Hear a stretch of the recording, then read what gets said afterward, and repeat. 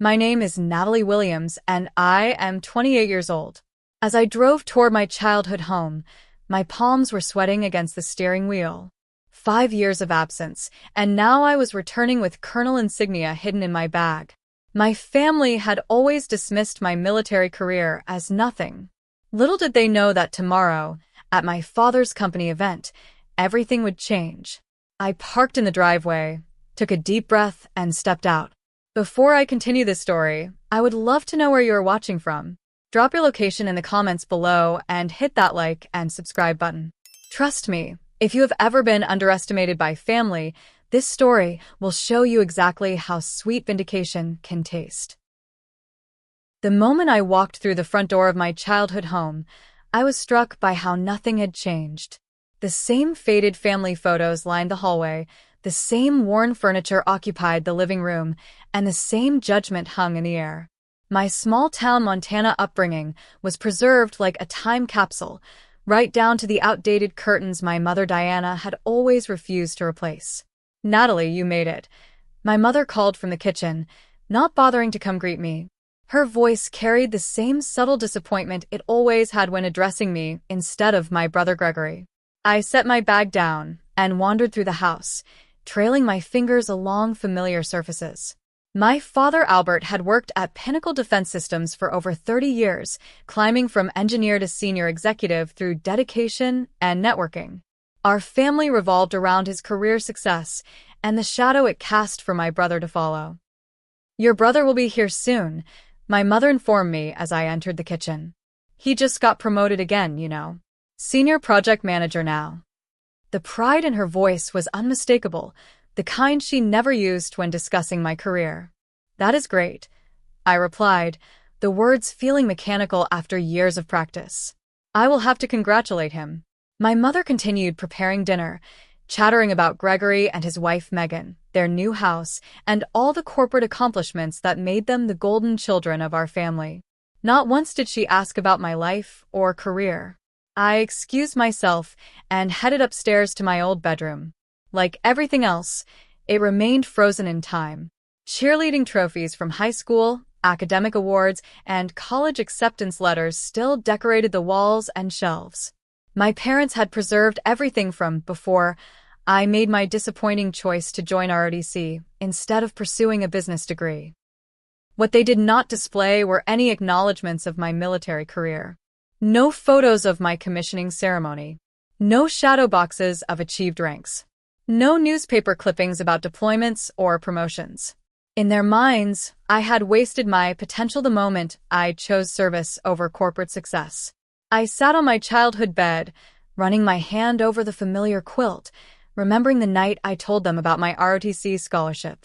My father had stared at me with such disappointment that I almost changed my mind. "The military is for people without options, Natalie," he had said. "You are smarter than that."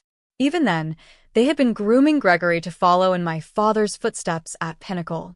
My brother had eagerly embraced the plan, thriving on the favoritism and using every opportunity to remind me how much more successful he would be.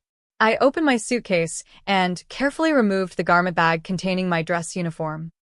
Tomorrow, Pinnacle Defense Systems would be hosting their annual leadership conference, and my father had mentioned that the CEO, Shannon Murphy, would be visiting their branch. What my family did not know was that I was now the military liaison for the $1.2 billion defense contract between the Army and Pinnacle, a position I had earned through years of dedicated service and expertise.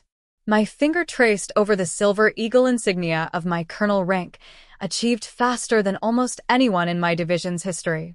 At 28, I was one of the youngest colonels in the modern Army, specializing in cybersecurity defense systems, the very technology Pinnacle was contracted to develop. I carefully hung up my uniform in the closet, making sure it was hidden behind some old clothes. For tonight, I would endure one more family dinner of dismissal and condescension. Tomorrow would be different. The doorbell rang, announcing Gregory's arrival. I took a deep breath, squared my shoulders like I was heading into battle, and went downstairs to face my family. The dining room felt smaller than I remembered, constricted by the oversized personalities gathered around the table. My brother Gregory had arrived with his wife Megan, both dressed in expensive business casual attire that screamed corporate success. My cousin Tiffany had also been invited, which was no surprise. She worked as a finance director at a prestigious bank and was often held up as another example of what I should have aspired to be. "Natalie, you remember Tiffany," my mother said, as if we had not grown up together. "She just closed a multi-million-dollar deal for her bank." "Hi, Tiffany," I said, giving her a genuine smile. Unlike my immediate family, Tiffany had always been kind to me, even if she did not understand my choices. "It is good to see you, Nat," she replied, giving me a quick hug. "Been way too long." The initial conversation remained pleasant as we served ourselves from the dishes my mother had prepared. My father Albert sat at the head of the table, occasionally checking his phone for work emails despite my mother's disapproving glances. "So, Dad," Gregory began, predictably steering the conversation toward himself, "I wanted to tell you about the new project I am heading up. Shannon personally selected me to lead the team." My father beamed with pride. "That is my boy. Shannon Murphy does not hand out responsibilities lightly. You must have really impressed her." "Well," Gregory continued, shooting me a glance to make sure I was paying attention, "it is the same project you have been working on for years. Shannon says my fresh perspective might help move things along faster." I bit my tongue, knowing that the project was actually the Army contract I was now overseeing. If only they knew how much authority I actually had over the success or failure of Gregory's new position. My mother Diana immediately jumped in, eager to showcase Gregory's achievement. "Tell them about the staff you are managing now, dear." Gregory puffed up. 12 direct reports, including 2 senior engineers who have been with the company for over 20 years. They were not too happy about reporting to someone younger, but they got over it when they saw my results. "That is wonderful," my mother cooed, then turned to me with a thin smile. "Natalie, how is your job going? Are you still at the same rank?" The dismissive way she said job rather than career was not lost on me. "Things are going well," I replied simply, not willing to reveal my promotion yet. "Still a captain or whatever?" my father asked vaguely, not even knowing the correct progression of military ranks. "Something like that," I answered, taking a bite of mashed potatoes to avoid elaborating. "You know," my mother interjected, "Tiffany just bought a beautiful new condo downtown. 3 bedrooms with a gorgeous view of the mountains." Tiffany looked uncomfortable at being used as a comparison point again. "It is really not that impressive," she said graciously. "Just good timing in the market. Still," my mother continued, "it is nice to see young people establishing themselves properly, building equity instead of moving around every few years." The dig at my military lifestyle was clear. I had lived in 4 different states and 2 countries in the last 8 years, something my mother considered unsettled and immature. "Speaking of tomorrow," my father said, thankfully changing the subject, "the CEO is coming to review our branch. It is a big deal. Shannon Murphy does not visit regional offices often." "I have my presentation all ready," Gregory boasted.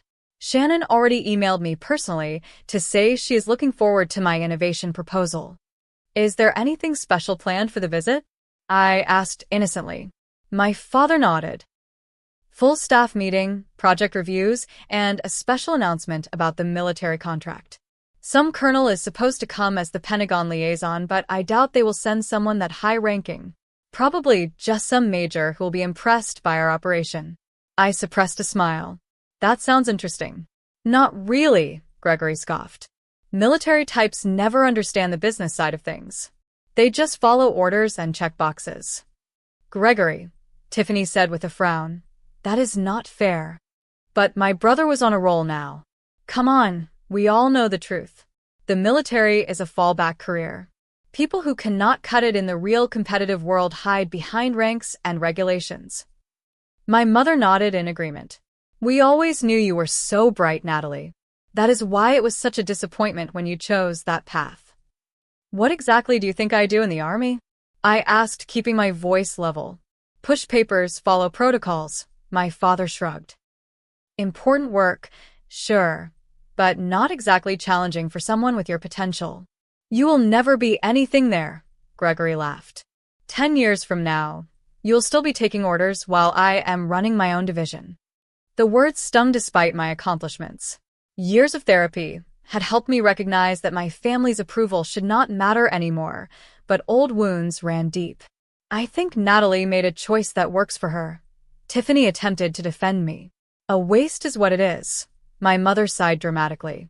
All that potential. Remember how all your teachers said you could run a company someday? I pushed food around my plate as they continued dissecting my supposed failures and missed opportunities. The conversation moved on to Gregory's upcoming vacation to Hawaii, Megan's promotion at her law firm, and Tiffany's investment portfolio. No one asked about my recent deployment or the specialized training I had completed. As dessert was served, my father mentioned again how important tomorrow's meeting was for his career. 28 years I have put into Pinnacle. This contract could be what finally gets me to vice president. I nodded sympathetically, knowing that tomorrow would change everything, though not in the way he expected. Later that night, I retreated to my childhood bedroom, listening to the familiar sounds of the house settling. From down the hall, I could hear my parents still praising Gregory's achievements. He really is exceptional, my mother was saying. Shannon would be foolish not to see his potential for senior leadership. I closed my eyes, fingers tracing the colonel insignia I had slipped from my bag. Tomorrow could not come soon enough. Sleep evaded me as I stared at the glow in the dark stars still stuck to my ceiling, relics from a childhood when my potential had been measured differently. Back then, before Gregory started working at Pinnacle, before my decision to join the ROTC, my parents had seen something in me. But that changed the moment I chose a different path than the one they had planned. I remembered sitting at this same dining table during my sophomore year of college, ROTC brochure in hand, explaining how the program would pay for my education and provide a career path I found meaningful. The military? My father had asked, his face contorting as if I had suggested becoming a street performer. That is for people who cannot get real jobs, Natalie. It is a real job, I had countered. And it is what I want. My mother had exchanged worried glances with my father. But what about law school? Or business? You always said you wanted to work at Pinnacle someday. No, they had always said that. I had merely nodded along, trying to be the daughter they wanted. When I stood my ground, the subtle undermining began. My achievements in ROTC went unacknowledged. My commissioning as a second lieutenant was attended only by Tiffany, who drove 6 hours to be there when my parents suddenly had unavoidable work commitments. My father had Gregory's promotion to junior analyst at Pinnacle framed, while my military portrait remained in a drawer. Yet despite their dismissal, my career flourished. My aptitude for systems analysis and cybersecurity had been recognized early. By 23, I had been promoted to captain and assigned to a specialized unit developing defensive protocols against emerging cyber threats. By 26, I had reached major, after leading a task force that identified and neutralized a sophisticated attack on military infrastructure, saving countless classified documents and potentially lives. Captain Eleanor Grant had been my first true mentor, seeing potential in me that my family refused to acknowledge. Williams, she had said after a particularly grueling training exercise, you think differently than the others. That is going to take you places. Under her guidance, I learned to trust my instincts and leverage my unique perspective. When a routine security audit revealed patterns others missed, Eleanor encouraged me to pursue it further. The investigation ultimately uncovered a coordinated attempt to breach multiple defense systems. The operation I subsequently led earned me an early promotion to lieutenant colonel and put me on the Pentagon's radar.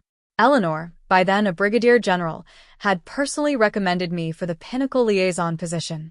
They are developing next-generation security protocols, she had explained. We need someone who understands both the technical and strategic implications. Someone who can speak the language of both military and corporate worlds. When she pinned the silver eagle of full colonel to my uniform just 3 weeks ago, the ceremony was attended by generals and Pentagon officials, but not my family. I had not even told them about the promotion. Years of dismissal had taught me to stop seeking their approval. Colonel Williams, General Eleanor had said afterward, I hope you realize what an achievement this is. youngest colonel in the Cyber Command's history. I did realize it. But tomorrow would be the first time my family would understand what I had truly accomplished. The Pinnacle contract was massive. $1.2 billion for developing advanced cybersecurity systems for military applications. As liaison, I had final approval on all major decisions, technical specifications, and budget allocations. In the most literal sense, I would be overseeing my father's and brother's work. The irony was almost too perfect. For years, they had belittled my career choice, and now I held significant influence over the project that could determine their professional futures. I got out of bed and removed my uniform from the garment bag. The midnight blue fabric was immaculate, brass buttons gleaming even in the dim light of my childhood bedroom. I ran my fingers over the rows of ribbons and medals, each representing missions, achievements, and sacrifices my family knew nothing about. The Silver Eagle insignia caught the light as I turned the uniform jacket in my hands. I remember my father once saying, "Ranks do not mean anything in the real world, Natalie. Out here, it is about what you can do, not what title they give you." He would learn tomorrow that in my world, this rank was earned through proving exactly what I could do, repeatedly, under pressure and against overwhelming odds. I meticulously inspected every detail of my uniform, checking for loose threads or spots that needed attention. The ritual calmed me, the familiar routine grounding me against the emotional turbulence of being home. By the time dawn broke, I had moved past the hurt of yesterday's dinner. The uniform hung ready, my hair was precisely pinned according to regulation, and my resolve was firm. Today, Colonel Natalie Williams would report for duty, not the disappointing daughter they thought they knew. I dressed with practiced efficiency, each button and pin placed with precision. The person in the mirror reflected confidence, authority, and purpose. No trace remained of the insecure girl who had once desperately sought her parents' approval. As I pinned the colonel insignia to my collar, I reminded myself that this moment was not about revenge. It was about finally allowing my family to see me as I truly was, for better or worse. If they could not accept my success on my terms, that would be their loss, not mine. I checked my watch, a gift from General Eleanor. It was time. The company event would begin in an hour, and I needed to arrive early to coordinate with the security team. Downstairs, I heard my parents and Gregory preparing to leave separately. They had no idea I would be joining them, much less in what capacity. I waited until I heard their cars pull away before heading downstairs and out to my own vehicle. The drive to Pinnacle Defense Systems took less than 15 minutes. I used the time to center myself, reviewing key points about the contract I would be discussing today. This was not just about showing my family who I had become. It was about ensuring a critical national security project received the oversight it required. As I pulled into the reserved parking spot marked Military Liaison, I straightened my uniform one last time. The weight of responsibility settled comfortably on my shoulders, far more natural than the weight of family expectations ever had. It was time to step into the role I had earned, regardless of who might be watching. The Pinnacle Defense Systems headquarters loomed before me, a gleaming monument to corporate success and military-industrial partnership. The glass and steel structure housed some of the most advanced technology development in the country, including the cybersecurity systems I was now responsible for overseeing. Security at the entrance was tight, as expected for a facility with multiple classified projects. I approached the guard station, where two security officers straightened immediately upon noticing my uniform and rank. "Good morning, Colonel," the first guard said, instantly recognizing the Silver Eagle on my shoulder. "May I see your identification, please?" I presented my military ID and project authorization. "Colonel Natalie Williams, Pentagon Liaison for Project Aegis." The guard's eyes widened slightly as he processed my clearance. "Yes, ma'am. You are expected in the main conference room. Would you like an escort?" "That will not be necessary. I know the way." In truth, I had studied the building layout extensively before arriving. As I walked through the security checkpoint, I could feel the atmosphere shift. Military officers of my rank rarely visited regional offices, and certainly not ones as young as me. Employees stopped mid-conversation as I passed, some nodding respectfully, others clearly curious about my presence. The elevator carried me to the executive floor, where the day's meetings would take place. As the doors opened, I came face to face with my brother Gregory, who was reviewing notes on a tablet. His eyes flicked up casually, then widened in shock as he registered both my presence and my uniform. "Natalie, what are you doing here? And why are you wearing that?" Confusion and the beginning traces of alarm crossed his face as he noticed the colonel insignia. "Good morning, Gregory," I replied professionally. "I am here for the project review." Before he could respond, my father turned the corner, engaged in conversation with two other executives. He stopped mid-sentence when he saw me, his expression shifting from surprise to confusion to concern in rapid succession. "Natalie, what is going on? Why are you in uniform?" He glanced around nervously, clearly worried about what his colleagues might think. "Dad," I acknowledged with a nod. I was just about to head into the conference room to prepare. "The meeting starts in 20 minutes, correct?" The executives with my father were staring at my rank insignia with growing recognition. One of them, Barbara Jenkins from Legal according to her name badge, stepped forward. "Colonel, it is an honor to have you here. We were not aware you would be attending in person today." My father's face paled. "Colonel? Natalie, what is this about?" I maintained my professional demeanor, aware of the growing audience in the hallway. "I believe CEO Murphy will explain everything during the meeting. If you will excuse me." As I walked toward the conference room, I could hear the whispered conversations erupting behind me. Years of military training had taught me to maintain composure under pressure, but I could not deny the small satisfaction I felt at their shock. The conference room was already being prepared by staff, setting up presentation materials and refreshments for the high-level meeting. The young woman arranging water pitchers nearly dropped one when she saw me enter. "Oh, Colonel." "We were not told you would be here in person. Do you need anything special set up?" "Everything looks fine, thank you," I replied, taking a seat at the position reserved for the military liaison. Over the next 15 minutes, various executives and team leaders filtered into the room. Many introduced themselves to me with a deference that contrasted sharply with how my family had treated me just the previous evening. Several mentioned being surprised to meet me in person, as they had expected a video conference. My father and brother entered the room together, both looking unsettled. They took seats far from me, occasionally shooting confused glances in my direction. I focused on reviewing my notes, not giving them the satisfaction of an explanation before the meeting officially began. At precisely 9 a.m., the door opened and CEO Shannon Murphy entered, flanked by her executive team. Shannon was a formidable presence, known for her direct approach and strategic brilliance. She had led Pinnacle to become one of the top defense contractors in the nation. The room fell silent as she scanned the attendees, her gaze stopping when it reached me. A smile of recognition spread across her face as she changed direction, heading straight for my position. "Colonel Williams," she said warmly, extending her hand. "What an unexpected pleasure to have you here in person. I thought we were scheduled for a video conference." I stood and shook her hand firmly. I was in town visiting family and thought this would be a good opportunity to review the project in person.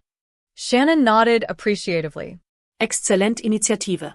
"Your presence will certainly make today's discussions more productive." She turned to address the room, her voice carrying authority. "For those who may not be aware, Colonel Williams is our Pentagon liaison for Project Aegis. She will be overseeing the implementation of the new security protocols and has final approval authority for all technical specifications." I could see my father's jaw literally drop from across the room.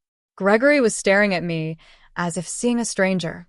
"Good morning, Colonel," Shannon continued with a respectful nod. "I look forward to your insights today." The meeting began with project updates from various team leaders. Each presenter addressed their comments to both Shannon and me, acknowledging my authority over the military aspects of the project.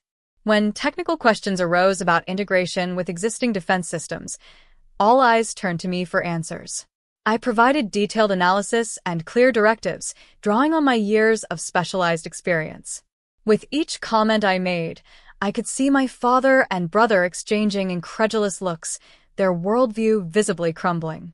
When it came time for Gregory to present his portion, his normally confident voice wavered. As the team lead for user interface integration, I have developed a streamlined approach too. He faltered as he caught my eye. Please continue, Mr. Williams. I encouraged professionally, as if he were any other presenter and not my brother who had laughed at my career choice just 12 hours earlier. Gregory stumbled through his presentation, clearly thrown by my presence and position. When he finished, I asked several pointed technical questions that exposed gaps in his planning, not out of malice but because the project demanded thorough scrutiny. These are important considerations that need to be addressed before we can approve this phase, I concluded. Please submit revised specifications by the end of the week.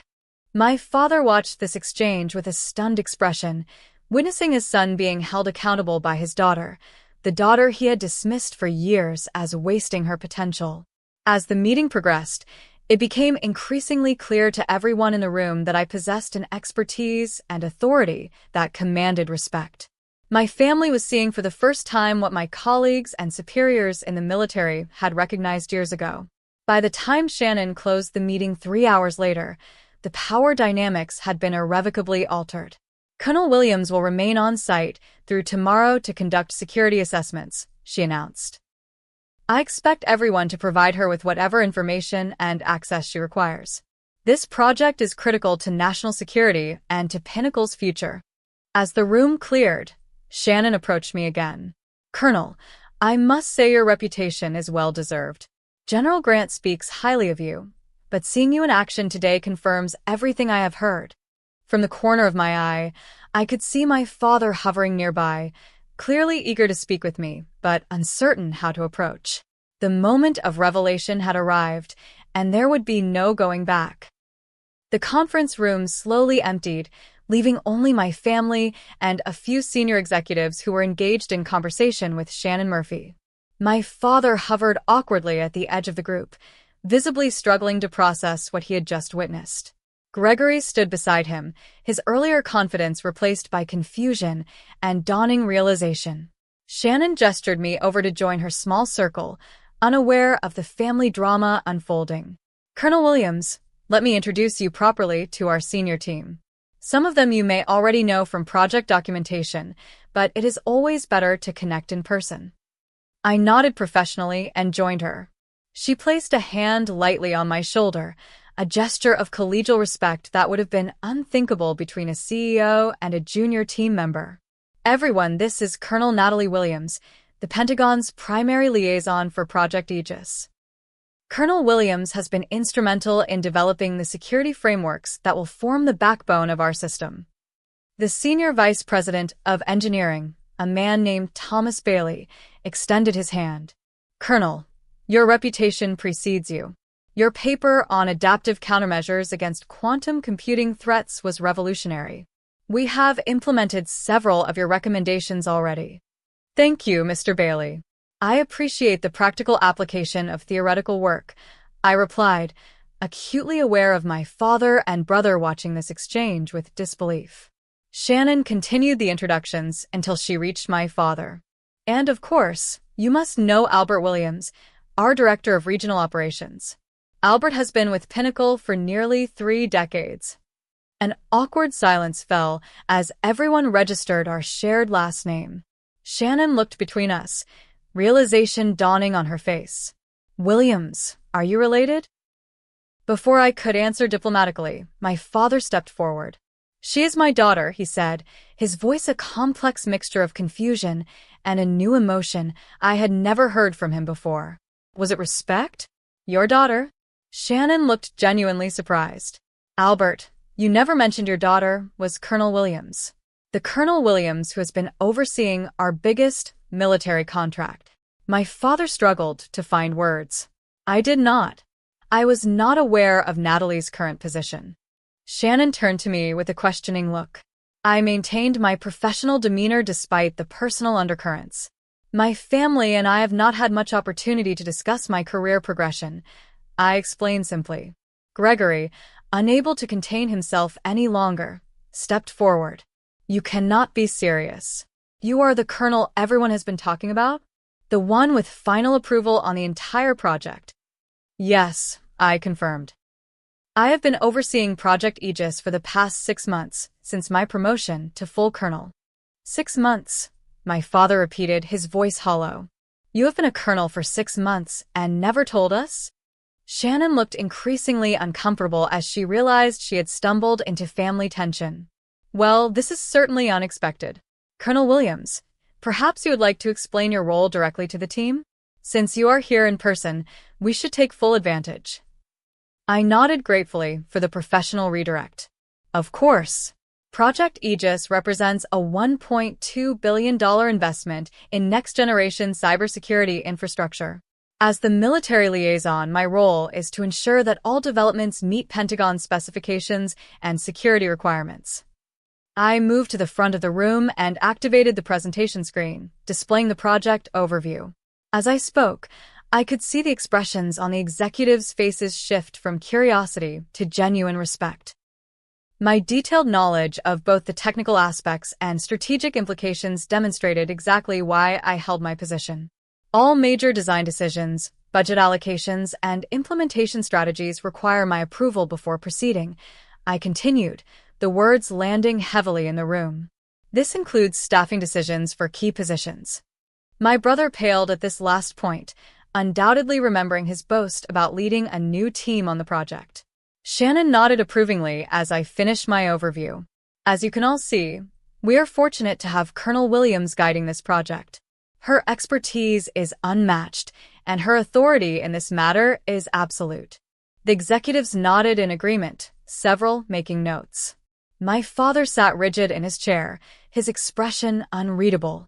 In fact, Shannon continued, Colonel Williams will be conducting performance evaluations of all team leads over the next 2 days to assess our progress and resource allocation. Gregory's face went from pale to ashen. Just last night, he had laughed about my career amounting to nothing, and now I would be evaluating his performance. As the meeting concluded, Shannon pulled me aside. Colonel, I had no idea Albert was your father. This must be quite a proud moment for your family. I offered a diplomatic smile. It is certainly a significant moment. Well, they should be extremely proud. Your work has been exceptional. I have told Albert many times how fortunate we are to have such a strong military partner on this project. My father overheard this exchange as he approached, his expression now a mixture of confusion and what appeared to be dawning regret. Natalie, he began, struggling with how to address me in this context. We need to talk. Of course, I replied professionally. I have a brief meeting with the security team, then I can meet you in your office at 11 a.m. He nodded mutely, unused to taking scheduling directions from me. As the executives filed out, I could hear them murmuring about the unexpected revelation.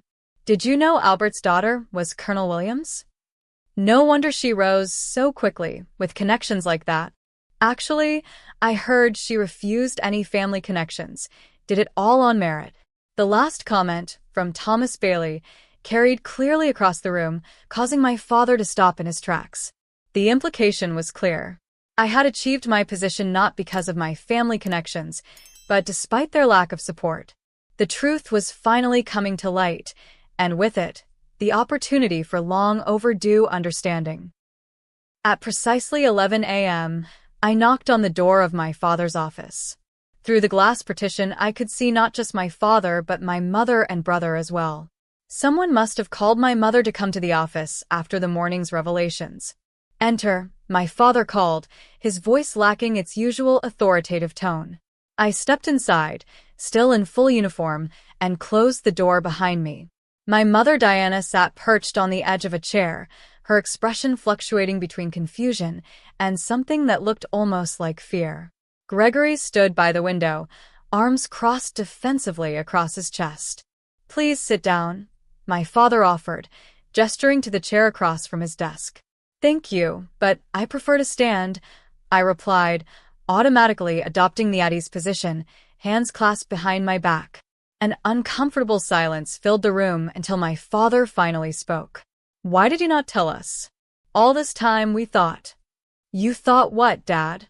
I asked calmly. That I was wasting my potential? That I would never amount to anything in the military? That I was hiding from real competition? I quoted their various dismissals over the years without raising my voice. "We did not know," my mother interjected. "How could we know if you never told us?" "I sent you invitations to every promotion ceremony," I replied. "I called after each new assignment. I emailed articles when my work was declassified enough to be recognized publicly." "But a colonel," my father said, still struggling with the concept. That is a very high rank." "Yes," I confirmed. "It is equivalent to a corporate vice president, approximately." This comparison landed exactly as I expected, causing both my father and brother to sit up straighter. "And you have authority over our contract?"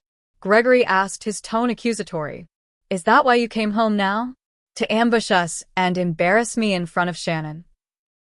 "I came home because it has been 5 years, and despite everything, you are my family," I replied evenly. The timing with the contract review was coincidental, though admittedly convenient. "Convenient," my father repeated bitterly. "You show up at my workplace in uniform without warning. Do you have any idea how this looks? People will think I used nepotism to get my daughter assigned to our project." I had to laugh at that. "Dad, I have spent my entire career avoiding any connection to your company precisely to prevent that perception. General Grant assigned me to this project because of my expertise in adaptive cybersecurity systems and my record with similar implementations." "General Grant?" my mother asked.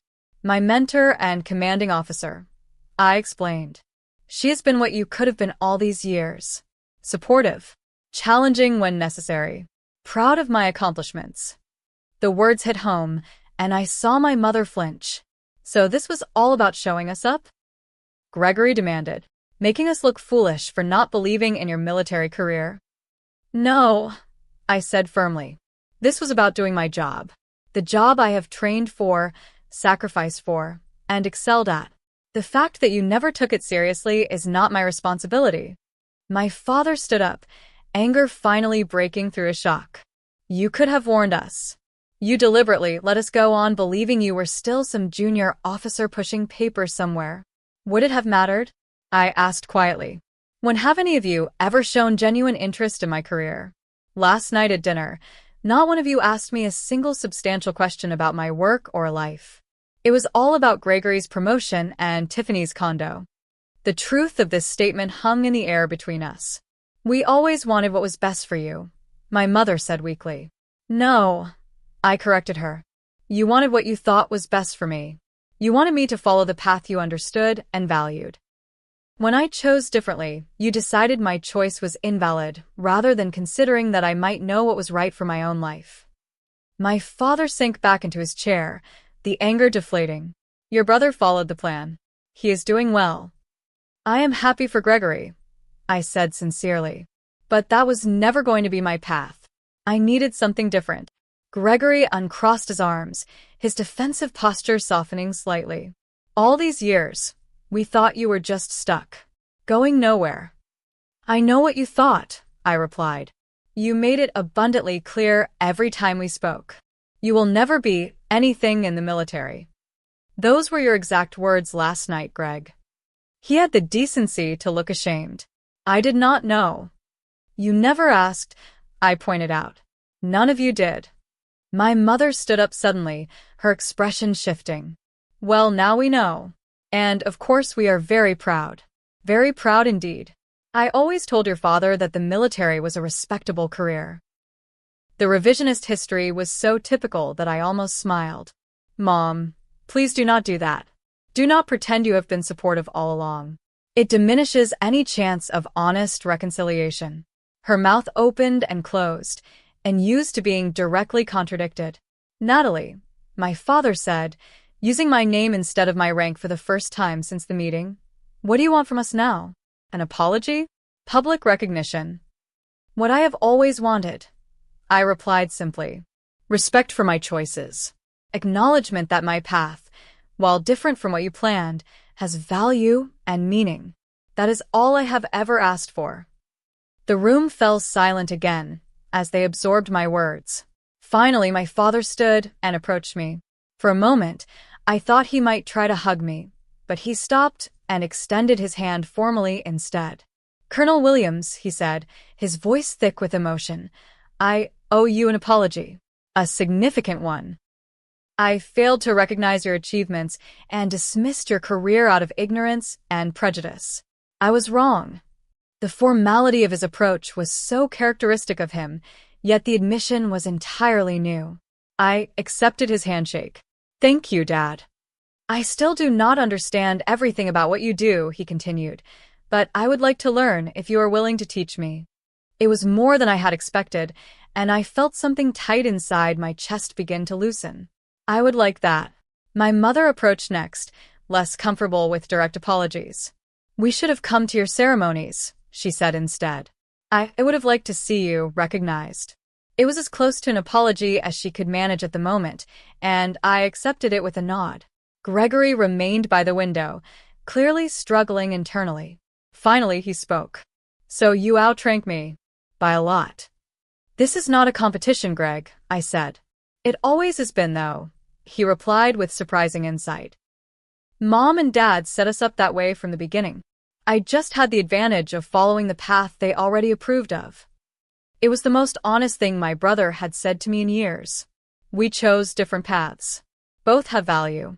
He nodded slowly. "For what it is worth, what I saw in that meeting today, I could never do what you do. The technical knowledge alone, not to mention the leadership presence. It was impressive, not really impressive." Coming from Gregory, this was equivalent to a full prostration and apology. I felt the last of my defensive walls begin to lower. "Thank you." My father cleared his throat. "Shannon wants to have dinner tonight. With all of us, now that she knows we are family. She is quite impressed with you, Natalie." "I know," I said simply, allowing myself a small smile. "Of course you know," my father replied, shaking his head with what looked like newfound respect. "You probably know more about this company's operations than I do at this point. Only the classified parts," I said, and was rewarded with a genuine laugh from him, perhaps the first we had shared in years. The tension in the room had transformed into something different, something tentative but hopeful. There was damage to repair, years of dismissal and hurt to work through, but for the first time, I felt that my family was seeing me, truly seeing me. "I have another meeting to get to," I said, glancing at my watch. "But I would be happy to join you all for dinner with Shannon tonight." As I turned to leave, my mother called out, "Natalie, we..." She struggled to find the words. "I know, Mom," I said gently. "One step at a time." I closed the door behind me, leaving my family to process the new reality. Their daughter, their sister, was not nothing after all.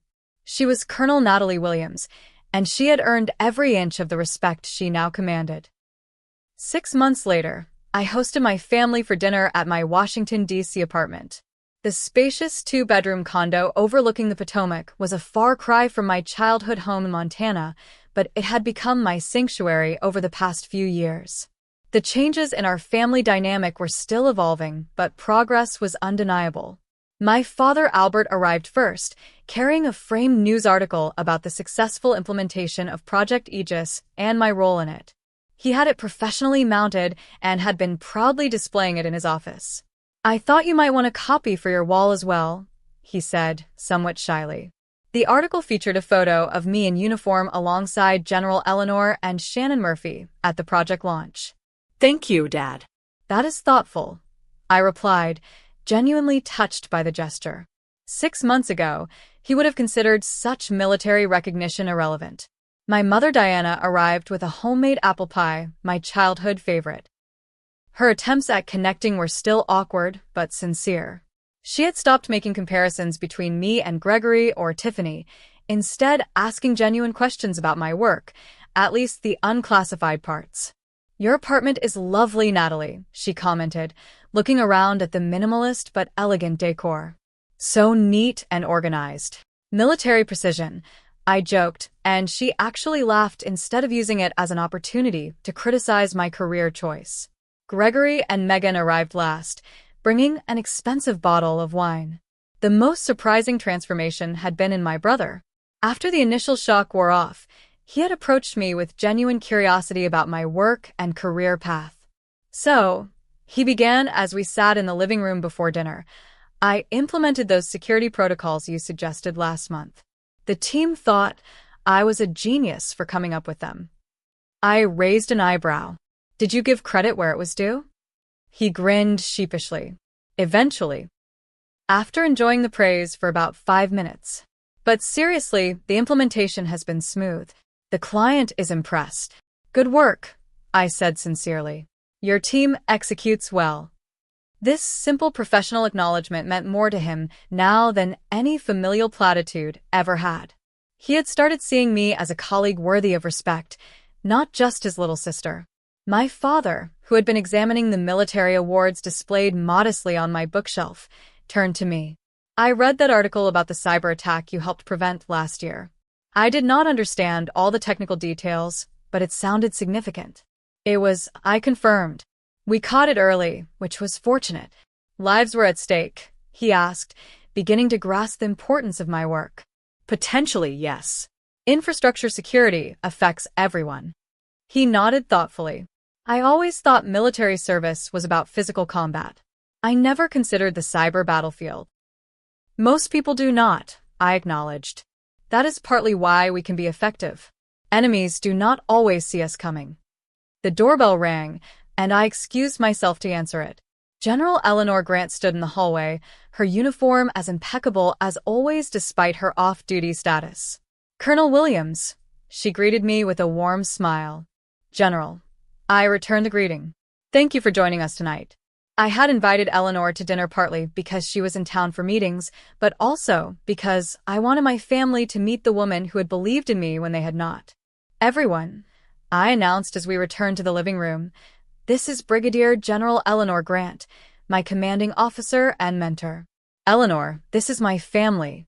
My father stood immediately, extending his hand with the respect he would show any high-ranking corporate executive. General Grant, it is an honor. I understand we have you to thank for recognizing Natalie's potential. Eleanor shook his hand firmly. The potential was always there, Mr. Williams. I simply provided the opportunities for it to flourish. My mother bustled forward. General, please make yourself comfortable.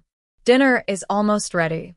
As we moved to the dining table, the conversation flowed more naturally than any family gathering I could remember. Eleanor shared stories about military life that helped my parents understand the world I inhabited, while carefully avoiding classified details. Natalie designed a simulation program that is now standard training for all cybersecurity personnel, she told them over the main course. Her approach reduced successful breach attempts in training scenarios by 63%. I watched my parents absorb this information, saw them truly hearing about my accomplishments perhaps for the first time. We did not know, my mother said quietly. All these years, we did not know what you were really doing.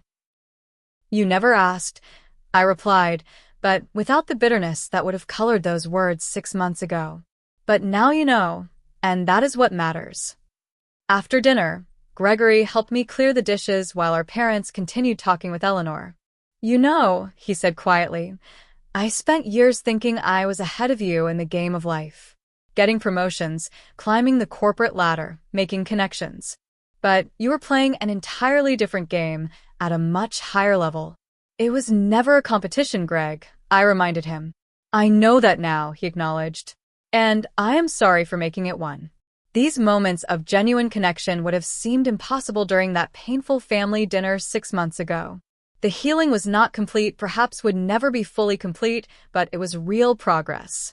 Later, as we enjoyed coffee and my mother's apple pie, my father raised his glass in a toast. To Colonel Natalie Williams, he said, his voice carrying an unmistakable note of pride, who proved that following your own path can lead to extraordinary places. We may have been slow to see it, but we could not be prouder now. I raised my glass along with the others, feeling a sense of peace I had not experienced in my childhood home for many years. The validation I had once desperately sought from my family no longer defined me, but their recognition was still healing. In the end, it was never about proving them wrong. It was about becoming who I was meant to be, whether they approved or not. That they had finally come to respect my choices was not the victory. The victory had been in making those choices for myself all along. So, what about you? Have you ever had your achievements dismissed by people who should have supported you? How did you handle it? Share your experiences in the comments below. And if this story resonated with you, please hit that like button and subscribe to hear more stories of resilience and triumph. Remember to share with anyone who needs to be reminded that sometimes the best validation comes from proving yourself on your own terms. Thank you for listening, and remember, your path is valid even when others fail to see its value.